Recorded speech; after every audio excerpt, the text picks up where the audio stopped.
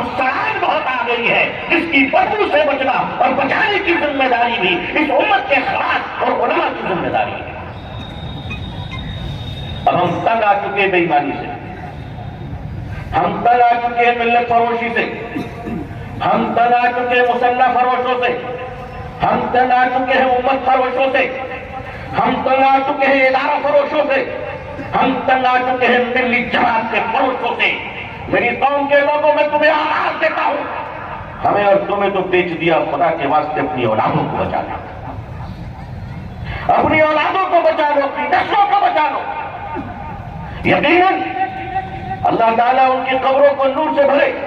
وہ اکابر علماء و بزرگان دین جنہوں نے خانقاہوں کا ایک متبرک سلسلہ شروع کیا، جنہوں نے مدرسوں کی بنیادیں رکھی، جنہوں نے علماء حق جیسی عظیم دولت اور اللہ کی نعمت ہمیں دیا، اور ہمیں ان سب سے محبت ہے۔ اور میں اعلان کرتا ہوں کہ اللہ کے نیک بندے اور صالح اولیاء اور علماء حق کی جوتیاں ہمارے لیے بادشاہوں کی تاج سے بہتر کل بھی تھی اور آج بھی ہے۔ لیکن اگر کوئی حضور صلی اللہ علیہ وسلم کی شریعت و سنت کا سودا کرے گا تو پھر ہم اسے علماء نہیں مذہبی تاجر کہیں گے، دھارمک بیوپار کرنے والا، مذہب کی تجارت کرنے والا۔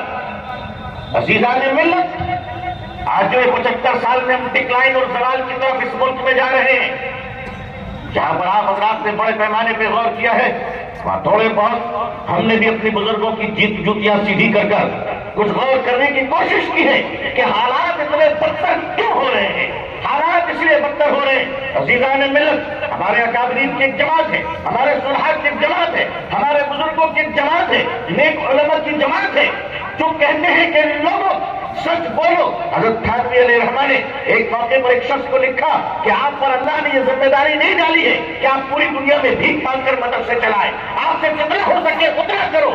یہ ہمارے اکابرین کبھی ایک رہ گئے، ایک طریقہ ہے جہاں سچ بولنے کی تعلیم دی گئی، لیکن جھوٹ کی تعلیم بھی بڑی کہیں سے آتی ہے کہ جہاں 20 بچے رکھنے والے جب 200 بچے کہتے ہیں تو امت سمجھتی ہے کہ جھوٹ بولنا بھی جائز ہے۔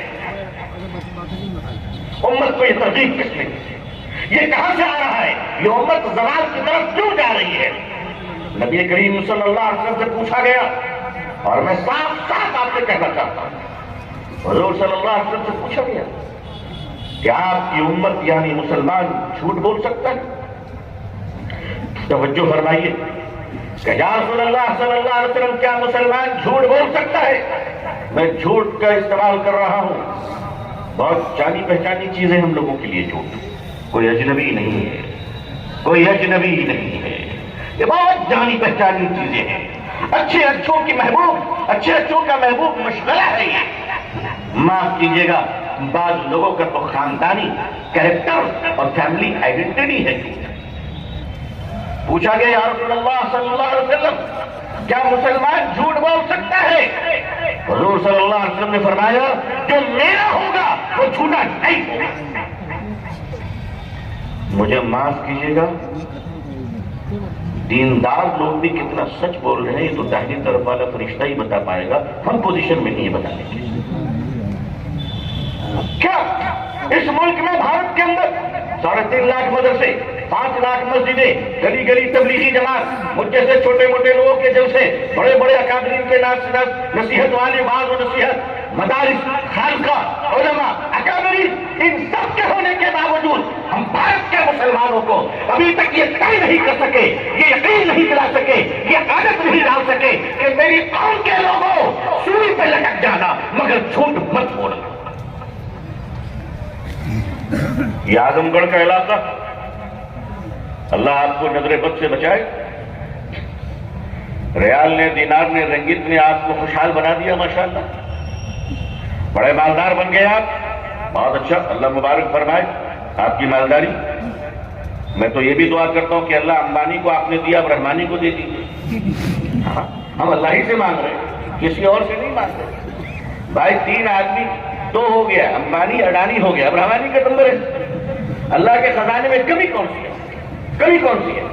لیکن آپ مجھے بتائیے، امت کا یہ جو مزاج چل رہا ہے تکبر کا، متکبرانہ مزاج، دولت آ گئی، میں صاف صاف کہتا ہوں کیا ہم اپنے ملت کی اصلاح کبھی کبھی جی چاہتا ہے کہ یا تو جلسے بند کر دیں یا جلسوں کا حساب کتاب شروع کر دیں؟ امت ہم یہ آج تک عادت نہیں بنا سکے کہ مسلمانوں ہمیں جھوٹ نہیں بولنا ہے، جھوٹ کے خلاف۔ جاپان میں اسلام تو نہیں ہے مگر سچائی بنا ہے۔ سچائی ایسی ہے کہ اگر آپ کے پرس بھی گاڑی میں چھوٹ جائے تو ایمانداری سے آپ کے ایڈریس پر پہنچا دیا جائے۔ جاپان میں اسلام تو نہیں ہے مگر وہاں شراب پینے والا شرابی بھی سچ بولتا ہے، جھوٹ نہیں بولتا ہے۔ کیا یہ کہوں کہ اسلام وہاں ہے، مسلمان یہاں ہے؟ یہاں آج مسجد کے محراب سے جھوٹ بولے جا رہے۔ میں صاف صاف آپ سے کہہ رہا ہوں کہ اگر ہم لوگوں نے اپنی عادتوں کو نہیں بدلا، اگر خصلتوں کو نہیں بدلا، فطرت کو نہیں بدلا، مزاج کو نہیں بدلا اور اپنے حالات کو ٹھیک نہیں کیے اور اللہ تعالیٰ کے دین کو پاک صاف نہ رکھا اور شریعت کے ساتھ مذاق کرنا بند نہ کیا تو اللہ مجھے معاف فرمائے، اس امت کو، مسلمانوں کو بھارت کے اندر تہجد اور مدرسوں کے ساتھ مٹا دیا جائے گا۔ یہاں کوئی کارل نہیں آیا، یہاں کوئی لینن نہیں آیا ہندوستان میں کوئی اسٹالن کا نظام نہیں آیا۔ آزادی کے بعد سے اب تک ہندوستان میں کبھی نماز پہ پابندی نہیں، اذان پہ پابندی نہیں۔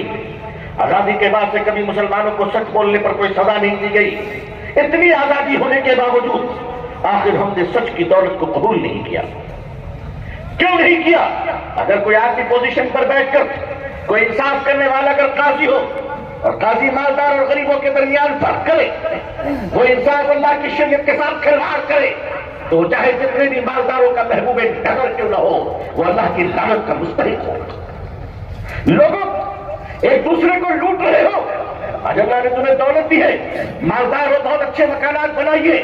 بے شک حضور صلی اللہ علیہ وسلم کی دعائیں ہیں بڑے مکان کے لیے، میں اس کو مانتا ہوں، حضور کی برکت کی دعائیں ہیں، لیکن ہمارے اونچے مکانات کا مطلب تو یہ نہیں ہے کہ ہم غریب بھائی کو ذلیل کریں، ہم غریب بھائی کو ذلیل کریں۔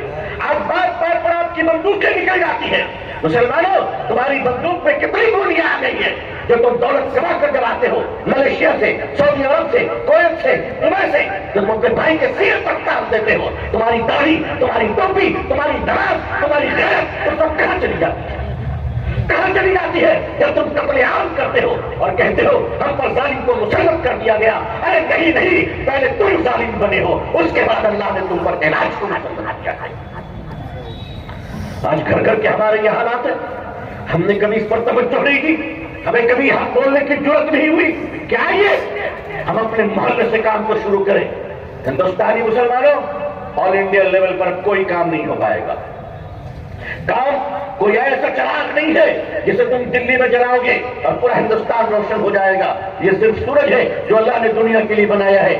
ہر چراغ، اگر آپ کو تبدیلی لانی ہے، اگر آپ کو انقلاب لانا ہے، اگر آپ کو بہتر معاشرے کی تعمیر کرنی ہے تو شریعت و سنت کا خواب دیکھیے اور یہ سمجھ لیجیے کہ شریعت و سنت کو زندہ کرنے کے لیے اب انڈین لیول پر کوئی قائد نہیں، اب آل انڈیا لیول پر کوئی صدر نہیں، اب جو کام ہوگا آپ کے محلے کی مسجدوں سے ہوگا۔ آپ اپنی محلے کی مسجد کو اپنا مرکز بنائیے تاکہ آپ کو کوئی بیچ نہ سکے، تاکہ آپ کا کوئی سودا نہ کر سکے، تاکہ ملت کو بیچ کے کوئی MLC اور رانچ کا سامان نہ خرید سکے۔ اس کے لیے اپنی نسلوں کو بچاتے ہوئے آج NEP نیو ایجوکیشن پالیسی ہمارے اور آپ کے سر پہ ہے۔ آپ اس کو سمجھیے کہ نیو ایجوکیشن پالیسی کا مقابلہ کیسے کریں گے۔ میں مبارکباد دیتا ہوں ہمارے علماء کو، ادارے کے ذمہ داروں کو، جنہوں نے مدرسوں کے ساتھ ساتھ اب اسکولوں کی بنیاد رکھی۔ کل بیت العلوم کی طرف سے ڈگری کالج کی بنیاد رکھی گئی، یہاں پر اسکول چل رہے۔ پچھلے ہفتے میں یہاں قریب میں آیا تھا پبلک اسکول میں بھی عزیزان ملت یہ اسکول کا تصور اور انگلش میڈیم پڑھانے کا مزاج آج جو ہمارا آ رہا ہے، کیا اس کی ضرورت پہلے نہیں تھی؟ جو آ رہا ہے میں اس پر مبارکباد پیش کرتا ہوں، لیکن یہ کہتا ہوا چلوں کہ جب اس کی بات ہمارے لوگ کیا کرتے تھے تو جو لوگ حرام کے فتوے دیتے تھے آج وہ بھی اسی لائن میں چل رہے ہیں۔ کیوں؟ سمجھنے میں اتنی دیر کیوں ہو رہی ہے؟ امت کا پیسہ ضائع کیوں ہو رہا ہے؟ آج سے 10 سال پہلے میرے شیخ حضرت مفتی عبداللہ صاحب پھولپوری رحمۃ اللہ علیہ اسی بیت العلوم میں بیٹھ کر مجھ سے اسکول کے نکات پر گفتگو فرما رہے تھے اور فرما رہے تھے کہ میرا جی چاہتا ہے کہ کیا ایسا نظام اسکول بناؤں کہ جہاں پڑھنے والا بچہ مکمل اسلامی تعلیمات سے آشنا ہو، الحمدللہ۔ لیکن جب یہ باتیں میں باہر کرتا تھا تو لوگ دیوانہ کہتے تھے، کچھ لوگ کہتے تھے بزرگوں کے نہج سے ہٹ گیا ہے۔ آج وہی بزرگان دین فرما رہے ہیں کہ پیٹ پہ پتھر باندھنا ہو تو باندھ لو۔ میں یہی تو کہہ رہا ہوں کہ 70 سال پہلے اگر 2-4 کنکریاں باندھ لی ہوتی تو پتھر باندھنے کی نوبت نہ آتی۔ یہی تو کہا، اور کیا کہا؟ عزیزان ملت، مدارس اسلامیہ کے وجود کو برقرار رکھنا انشاءاللہ، کہیے انشاءاللہ۔ مگر 2 چیزیں یاد رکھیے گا، یہاں پر جو کیا کابر علماء ہیں، میں ان کی خدمت میں یہ بات رکھنا چاہتا ہوں کہ ہمارے کوانٹٹی کے ساتھ ہمیں کوالٹی پر توجہ دینی ہے۔